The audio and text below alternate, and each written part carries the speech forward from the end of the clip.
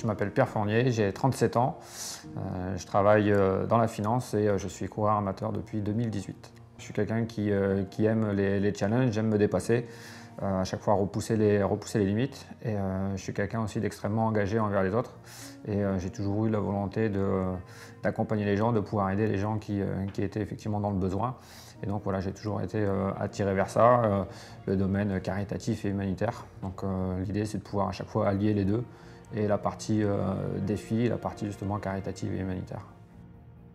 Donc là, qu'est-ce qui t'a donné envie de t'engager du coup pour cette action? Toujours cette volonté de se dépasser, donc je connais effectivement l'association Aline en lutte contre la leucémie, puisque son papa, le papa d'Aline et le président de l'association, est un ami, et c'est quelqu'un qui a soutenu effectivement le projet que j'ai mené à l'époque pour Mécénat, puisqu'il a relayé mon action sur les réseaux, parce que j'étais très présent sur les réseaux. Il réalise une course de 10 km tous les ans dans l'Oise. Et donc voilà, on est resté en contact et j'avais toujours dit que je ferais quelque chose pour son association. Et j'essaye en général de faire un défi à peu près par an et de mettre en avant une association. Donc j'ai estimé que c'était le moment de le faire.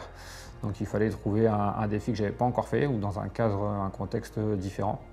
Et donc c'est ça effectivement qui m'a poussé à le faire cette année.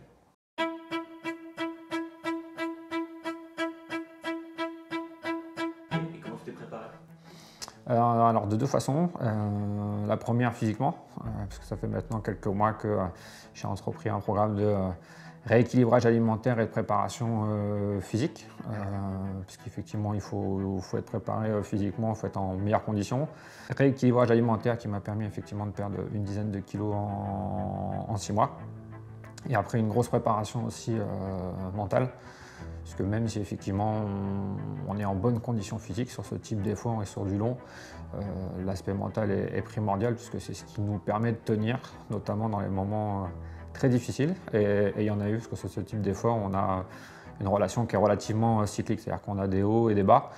Donc ça, c'est un gros travail que j'ai mené, notamment grâce à Arnaud, mon coach, qui m'a accompagné et sur la partie mentale et sur la partie alimentation et hydratation.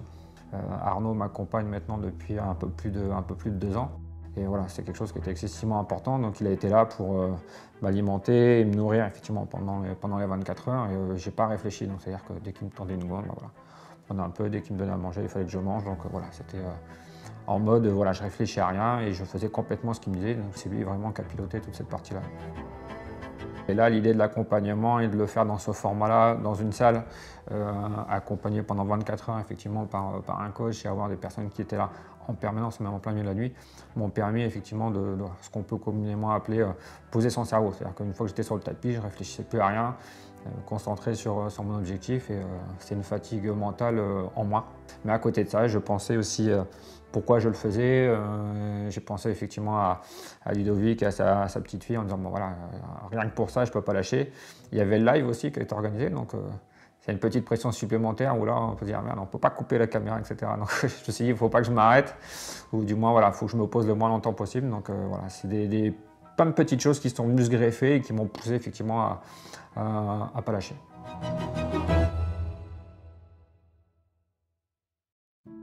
C'était un peu comme ton essence pour rouler. C'est ça, c'était mon carburant. Donc pour le coup, j'avais physiquement la nourriture et l'hydratation. Parce qu'Arnaud m'a fait boire un peu plus de 20 litres quand même sur 24 heures. Mais après, voilà, toutes ces petites choses positives où les gens qui venaient dans la salle, qui ne me connaissaient pas, parce que j'ai rencontré plein de gens dans la salle que je ne connaissais pas. Là, pour le coup, je peux remercier les gérants de la salle, Marlène et Christophe, qui ont surmotivé leurs adhérents.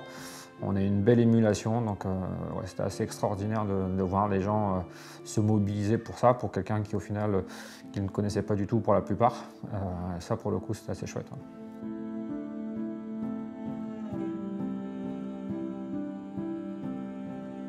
Et l'intérêt effectivement, c'était l'objectif aussi de ce défi, c'était de pouvoir mettre en lumière l'association, puisqu'on sait que sur ce type de projet, la grosse difficulté c'est de faire connaître les engagements.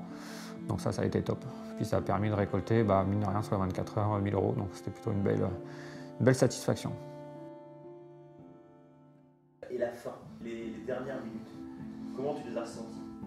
On sent plus la douleur, on est littéralement transporté par les gens qui sont là et qui acclament. Donc c'est assez bizarre comme sensation.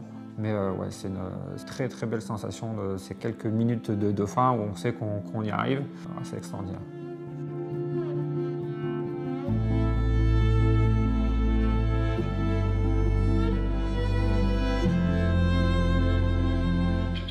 aussi au nom de l'association Nodaline qui regarde un petit peu en plus, qui est curieuse.